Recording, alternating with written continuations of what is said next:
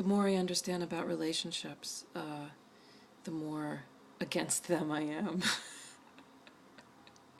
I'm the relationship goddess. I'm not against relationships, but I'm for, like, more than anything, what I'm for is consciousness and conscious relationships, which means conscious human beings, which means uber, duper, super duper personal responsibility for our emotional reactivity, how we communicate, how we how we impact the environment that is between ourselves and another person in a room that we walk into.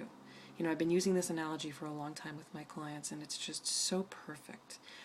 We are an environment, first of all, right?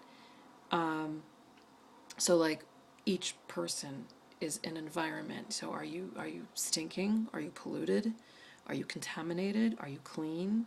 Are you in tune, in alignment with true nature, with nature? And then, of course, we create an environment in any space between us and others. So, like when we walk into a room, when we start interacting with our partner, are we littering? Are we throwing, litter in the park space that is the space between ourselves and our partner? Are we absent? Are we refusing to show up in the environment in one way, shape, or form? Are we taking a poop on the living room rug and acting like we didn't do that? And we don't know who did? The metaphors abound. So, that's what I'm for. Conscious communication. I mean, that is really what I do for a living, with my clients, is I train people to communicate more consciously, more responsibly, and more, therefore, effectively and compassionately for themselves and other than usually they ever have in their lives. And what comes from that, we don't know what's going to come out of that in terms of whatever relationship they're in. If I'm with a couple, we don't know what's going to get revealed, what is going to get, what feelings, what clarity people are going to come to when they really, usually for the first time, communicate purely and more honestly and bravely and courageously and truthfully than they probably ever have with each other or with anyone in their life.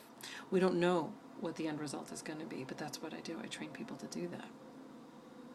And then we see, is the relationship left standing? Is the love left standing after the transformational fire of consciousness?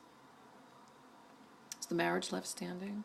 Is the friendship left standing? Is the sexual arousal either left standing or rekindled, or but whatever the end result, I don't really even say end result, but like whatever comes from the process and the journey, the people will have the communication tools to move forward and handle whatever they need to handle, communicating like an adult, like a grown-up. Even hearing myself say all this, I mean, it sounds so simple, but it's profound with every single client, every single time. It's profound. So for you, a tip is just think about wherever you go, whenever you're communicating, even if you're not speaking, because we're always communicating, body language.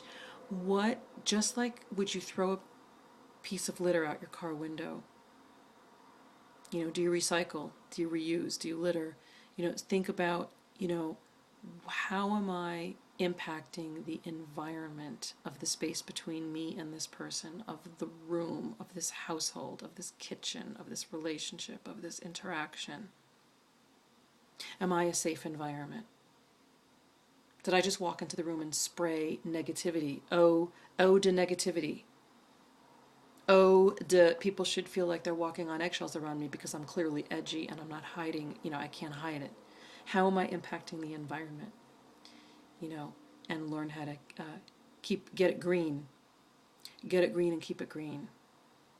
and how to take more and more and more and more responsibility for how we speak and how we receive, how we send and how we receive messages and communications. Work on that. Work on taking 100% responsibility for how you're coming across, no matter what the other person did or said. That's consciousness. That's what I'm for. If people are working on that in their relationships, I'm interested. If people want help working on that in their relationships, I'm interested. If people aren't interested in that, I'm not interested. It's boring. It's drama. Codependency. Same old shit, seen it a million times. Friends, clients, love songs. I mean, yeah, I like some love songs about love lost, but man, holy shit. If it wasn't for codependency, jealousy, and unconsciousness, we would have a fraction of the music that's out there. And some very good songs have been written about love lost, granted, and that I love. But man, sometimes I'm listening to a song and I'm like, God, I'm like graduating out of this music. I can't enjoy it anymore because it's about, why you did me wrong, or like, why you going to somebody else. And I'm just like, get over it.